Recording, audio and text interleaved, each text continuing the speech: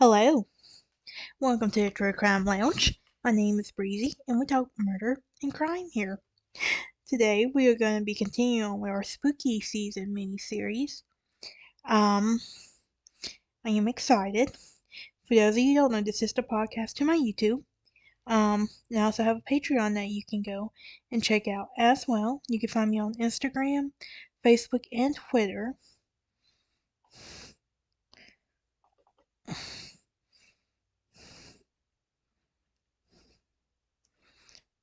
And just know I love Halloween, so today's episode we continue our spooky season mini-series on the case of Craig Price. Now, who exactly is Craig Price? Well, he was known as the Warwick Slayer in Iron Man, not the Iron Man you see on, is it Marvel or DC? Please don't hate me or disown me or cancel me because I don't know which superhero is which. I can honestly care less.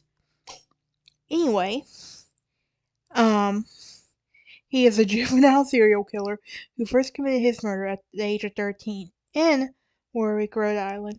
Number of his victims are four, or at least known to be four. Dates of his murder is 1987 and 1989, and his his victims' profile it would include Rebecca Spencer, 27, Joan Heaton, 39, and her daughters Jennifer, 10, and Melissa, 8.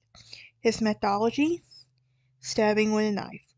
What's his current status? Well, his current status is sentenced to 29 years to, to jail during various sentences from 1991 to 1997. So, he's a juvenile serial killer, possibly the youngest serial killer in the world. So he has that going for him. Let's have something going for him anyway. And from the Buttonwoods neighborhood of Warwick, Rhode Island. As a minor, at the age of 13, he murdered his neighbor Rebecca Spencer, 27-year-old mother of two, stabbing her 58 times. That's just crazy right there. Like, who does that at 13? What was I doing at 13? I had a difficult childhood, so aside from being bullied for the way I smelled and everything, and having a hard time at home, I still would imagine stabbing someone that many times. So, 2 years later, in 1989, Price butchered another neighbor, Joan Heaton, 63 times, and her two daughters, using the kitchen knives. In a nonchalant matter of drawl, as described the night of terror in the Heaton home, he told how he bit Heaton's face with a knife and knifed her. He mimicked the last sounds of the dying girls. Psychopath much? Or is it sociopath? What do y'all think? He was sentenced to 29 years in jail for various sentences from 1991 to 2007, and he was sealed in jail until at least 2020. At this time, he will be 46. He is the youngest U.S. serial killer in the archives. Craig was known as the Slasher of Warwick, and after a brutal killings of Rhode Island in the late 1980s. He is a black youth from a working class family, and it is believed that he has committed his first murder when he was only 13. His first victim was an all-white female from his neighborhood, whom he peeped a dozen occasions. He stabbed her to death with one of her kitchen knives after breaking into her house. Like, I just want to know what motivates you. Why? Anyway, the murder was unsolved until a few months after Craig's second killing frenzy, which took place almost 2 years later, when he was 15. The victims were white and her two daughters. The slashings were so similar to the first one that the FBI was called in to profile a serial killer. They failed to finger 15-year-old black male as the suspect.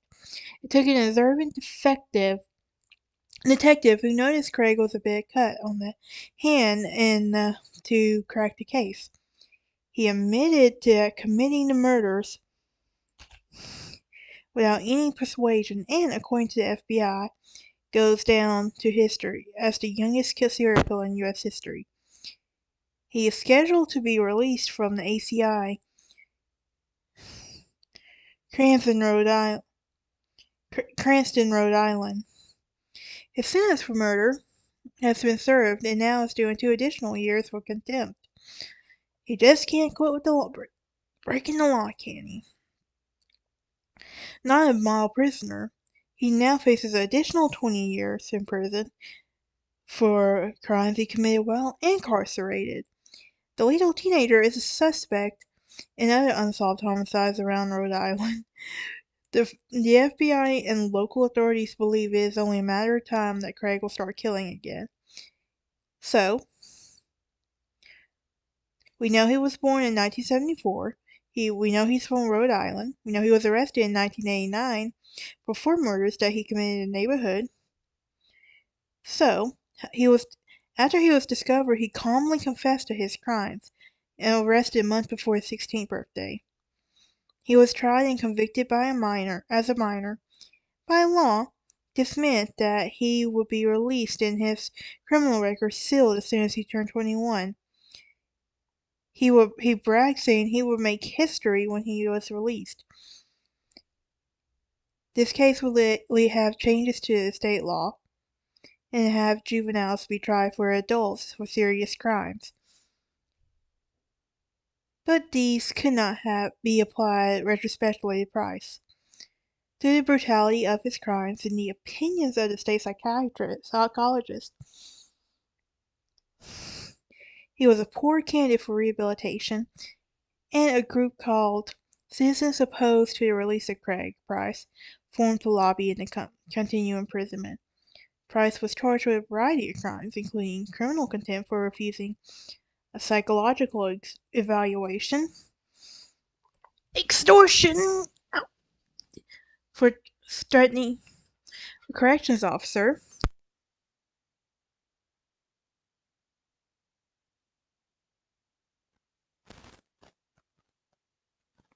and 10 to 25 years depending on.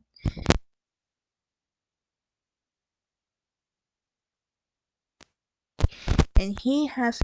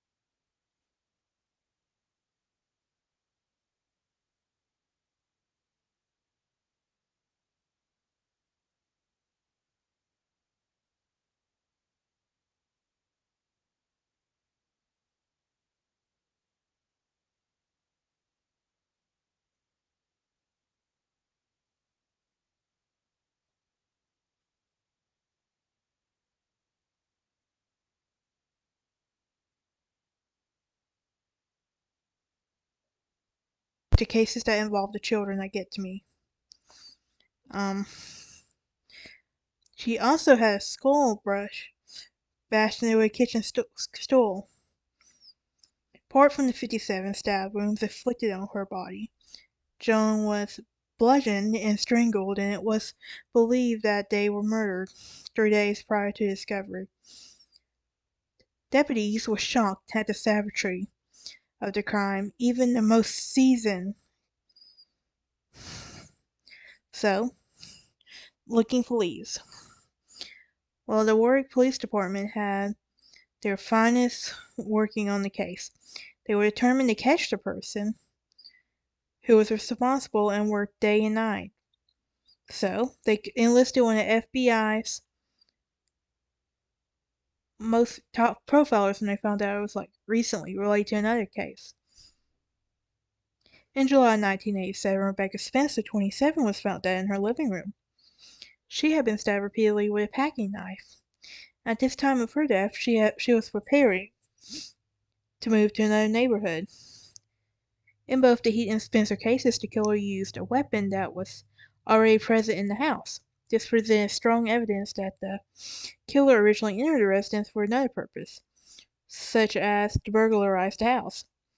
It is likely that the intruder was caught unaware of the eyewitnesses and the weapon of opportunity.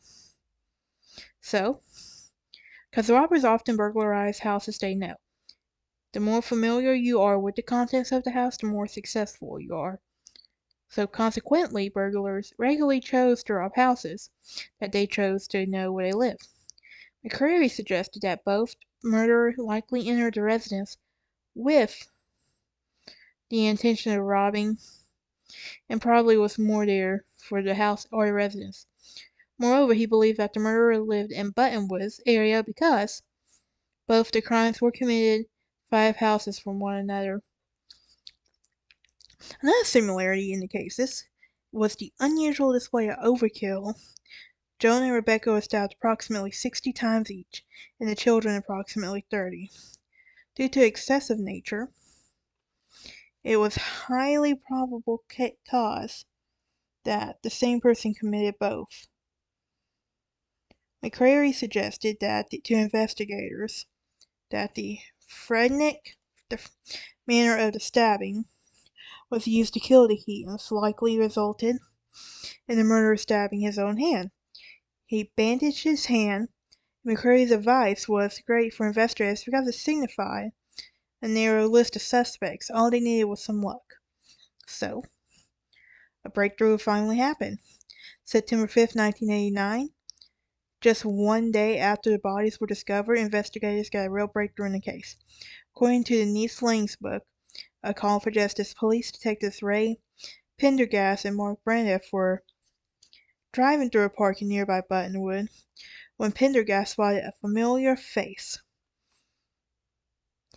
They stopped the car, talked to the neighborhood boy, whose name was Craig Price, 15, and he was who Pendergast once coached at a local basketball program. Pendergast asked the youth if he heard about the murders, and Craig responded with concern that he was aware of what happened and that he had seen the bodies coming out of the house the day before. He lived a few doors away from the Heaton family. Interesting, me stroking my imaginary beard. Anyway, during the conversation, Pendergast and Braniff noticed that Craig had a bandage on his hand. Suspicion, she asked him how he hurt himself. He claimed that he got drunk several nights earlier and punched his hand through a car window on Keeley Avenue. As detectives pulled away, they could not stop and help but wonder if Craig was telling the truth. Why would he admit to officers that he vandalized a police car? Please come up with something smarter if you're going to do that. It seemed unlikely that a teenager could commit such ghastly crimes as the Heaton murders, let alone a good-humored and vivacious kid as Craig. However, the fact that the boy cut his hand and lived on the same street as the Heatons was too much of a coincidence to ignore. It was something both officers felt compelled to follow up on, and which they did. The detectives wrote a report and began to investigate his story. They learned that there was no police report of the car window being smashed as Craig mentioned. They also went to Keeley Avenue and found no evidence of a glass on the street. He became a viable suspect in the Heaton murders, even though many in the department officers believed that time they were investigating him. In the meantime, expert blood analysis Dr. Henry Lee, contacted by the police and asked to examine the Heaton's residence for clues, he went on to the house, analyzed the blood splatters and trails. During the investigation, he gathered vital clues from the crime scene with a bloody sock for imprint. Whoever left the imprint wore a size 13. So they had a suspect. Craig Price. He was not an average teenager. He was 15, already had a history of offenses such as including a regular breaking, entering, theft, peeping into houses, and using drugs. He was also known as a violent temper. Police have been called to his house on more than one occasion to settle disputes with that he was involved in. So investigators working on the case decided it was time to question Craig more thoroughly. They went to his house and asked him to come with his parents to the police station, which they did. During questioning, he asked more detail about what happened to his hand. He maintained the story that he hurt his hand while trying to break into a car. Investigators were not convinced, asked him to take a lie detector test. The following day, he submitted a polygraph. He was asked so many questions how he cut his hand, and the test revealed that he was lying. According to Lang, it was the first big break in the case. Even though the polygraph proved that Craig was dishonest, however, it wasn't enough to prove that he was involved in the murders. Investigators need more evidence.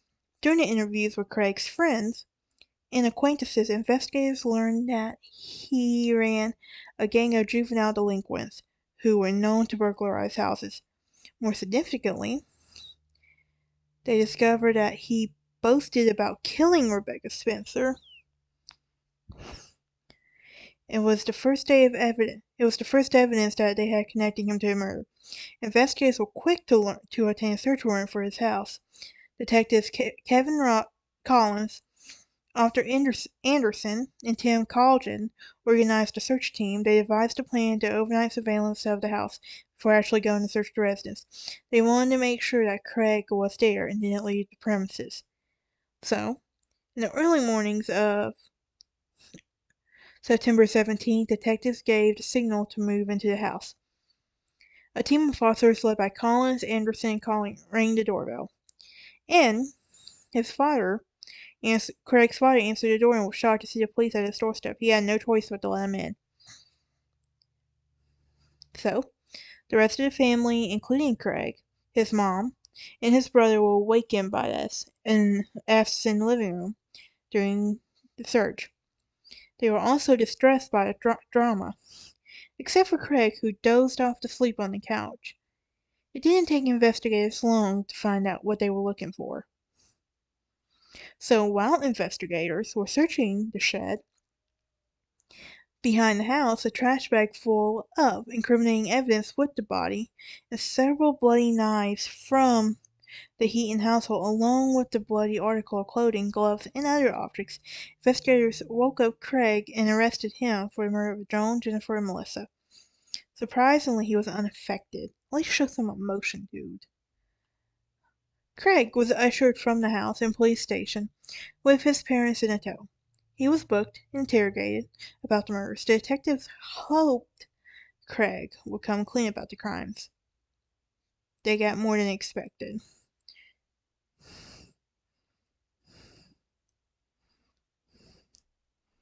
So, he would confess during the interviews. And amazingly and immediately, he described in detail the events of that fateful night, which I'm not going to go into all those details with. But, mainly because it's always the kids that get to me, and yeah. According to Lang, what came out of his mouth next stunned him. Even the most experienced and jail listeners were sent his father John Price in the room to vomit. His mom stood by her son and recounted the events that took place in his residence approximately 2 weeks earlier. He told interrogators his primary intention was to burglarize the house. He said he found a window in the kitchen and he crawled into there, accidentally landed on the table, which broke. But despite the noise, he continued to burglary.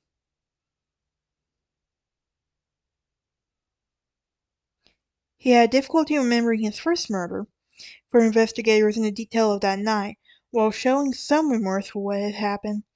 After his confession, a wave of disgust with relief passed over the detectives. 4 murders solved within the space of several hours was a rare break. Investigators working on the case said they finally had a man. They had hoped that he would get what he deserved. So, slipping under. So how exactly had did Craig have the law on his side? Well, despite the brutal confessions to his murder, he would never face a trial or serve prison time because he confessed to the crimes. And just weeks before his 16th birthday, according to Rhode Island state law, all courts had to do was hold him for training school until his 21st birthday and no longer. Thus, after 5 years, he would be a free man. The thought of Craig serving only 5 years for 4 brutal murders enraged the citizens of Rhode Island, especially the families of the victims.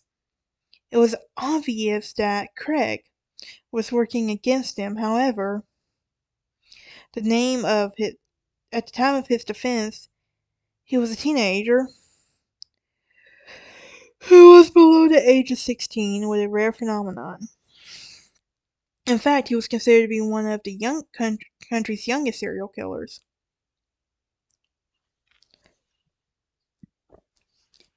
Even though he could not be tried for the murders, he still had to undergo a court hearing because he could be placed in a training school.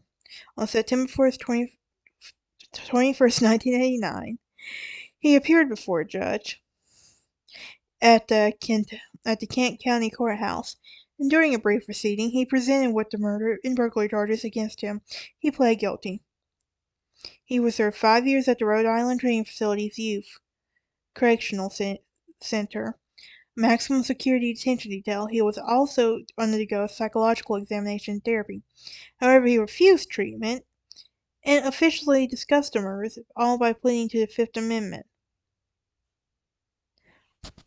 Craig withdrew from the diagnostic and treatment program arranged by the judge on his advice, and according to the documents, the reasoning behind was the decision that he feels a psychiatric examination might result in him being placed in a psychiatric facility for commitment beyond his 21st birthday. Despite court intervention, he stuck to his guns and refused to take any psychiatric measures. In the meantime, he carried with his life in an institution. He completed his GED. He began taking satellite college courses. He believed that he needed himself academically to be improved, and he could get a job when he was out of the YCC. So by 1930, he developed a reputation for good behavior with training school, despite the fact that he refused treatment. In fact, he was such a good standing that his superiors granted him permission to counsel other youth at the facility. Yeah, I know. I understand. I don't see your face, but I can understand. Moreover, Morrissey suggested in a 1993 article that he was allowed to make rap videos at the school, which included threatening lyrics. So there was a campaign going on. 4 figures were instrumental in the campaign to stop Craig's release. They were Joan Heaton's mother Marie, her sister Mary Lou, Captain Kevin Collins, who led the Heaton investigation, the Assistant Attorney General, Jeffrey Pine, from the beginning, who lobbied Rhode Island legislators to introduce a new bill to prevent him from being released, and others like him. Moreover, they went out of their way to inform the world of Craig's crime of his upcoming release. Together they tied every possible avenue to prevent him from a chance of murder. So, in 1990, Collins and Pine were key figures in instigating the passing of the O'Neill Bill, which toughened sentences on teenagers' murderers. In 93, introduced a controversial bill that would give the Office of the Attorney General power to civilly commit a mentally ill individual of a mental institution if the person posed a danger to society. Many thought the bill would discriminate against him mentally and gave those psychological problems a bad name. It was argued that the bill specifically targeted Craig and that could be used to prevent him from being freed. So Pine stood his ground. His main interest was to make sure Craig stayed locked up for as long as possible. Pine will even go and say, "I will do anything I can to prevent another tragedy." Much to his delight with the families of the victims, the Craig Payne bill passed that same year. It was a huge step with the hopes of Craig being forced to submit to a psychiatric diagnosis and treatment program. In October 1993, Collins organized a citizens opposed and released a Price, aka Court. This nonprofit concentrated on raising funds that would be able to increase public awareness of Craig's crime and insist on lobbying efforts. The goal was to get critical bills passed and prevent Craig from being released. Marie and Mary Lou also helped with growing the campaign. They traveled throughout the state, alerting the general public about his upcoming release. According to the Time article, the group worked endlessly, rallying to get funds, petitions signed, and everything. So, in May 1994, Bill Clinton flew to Providence, where he was scheduled to meet and discuss the state's affairs. Thousands of demonstrators on a circling airplane. Clinton had arrived in the city. It was clear that the citizens of Rhode Island wanted something done.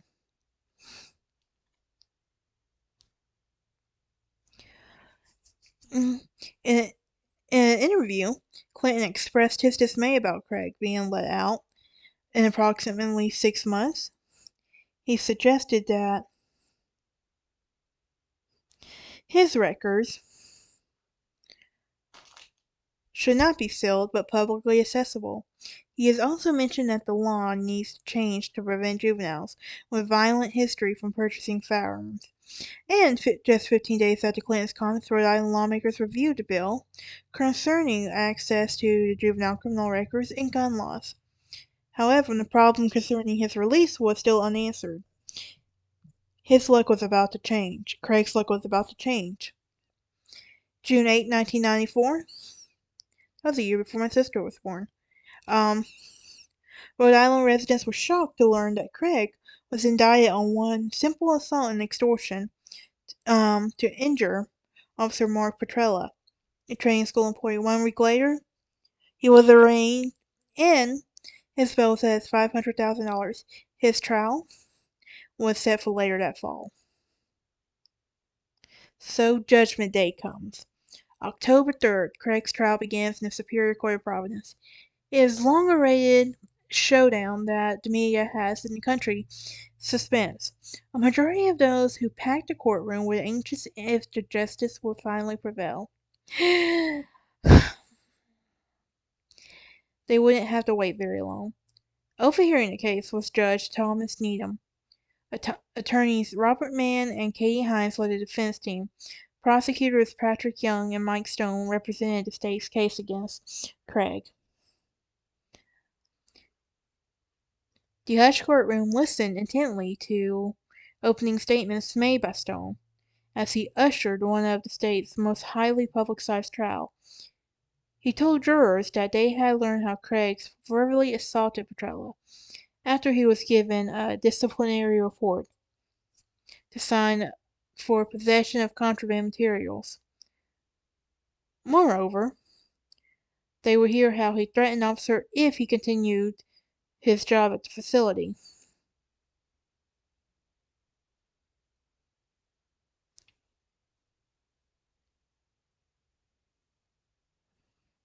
So, In October 1998, 7 more years were added to Craig for assaulting a correctional officer. It was also at this time that in February 1999, again, in 2001, he was sentenced to a total of 4 more years for verbally and physically assaulting correctional officers. How many COs is he gonna do this to people? To date, there is no telling exactly when Price would ever be released. His projected release date was scheduled for February 2022. However, some did not expect him to be released. And we'll never know now, will we? That's it for today's episode. I will see y'all next time. I hope y'all have a great day. Thank you.